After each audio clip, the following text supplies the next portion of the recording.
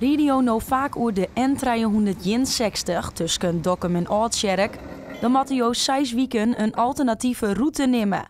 De diek wordt onder oren sneller maken, omdat de diek van 100 naar 80 kilometer in het uur gaat. Een kar die het alles te krijgen had met de onlis van de centrale as. Het is een onderdeel van een plan van 24 jaar.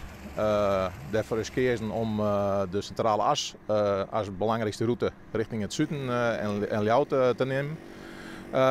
Maar als gevolg dat daar ben heel procent in stutsen en deze dik die gaat uiteindelijk nog eens een keer tot het erin worden heen.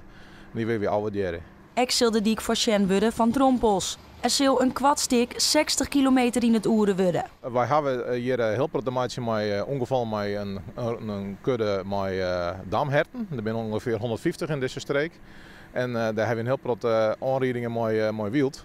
Dus wij willen dat stukje 60 maken met een paar drempels erin, zodat het verkeer echt langzamer gaat. Want als het ook een dam had voor de auto geweest, nou, dan is het nog helemaal toteloos.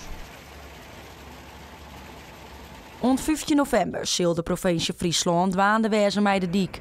En daarna zal het voor de wijbroekers in Noord-Eerst-Friesland een stuk rustiger worden. Dit is eigenlijk het sluitstuk van de 24 hier van plan die we hier hebben in Noord-Oost-Friesland.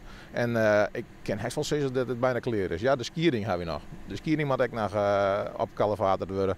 En ja, dan ben ik klaar.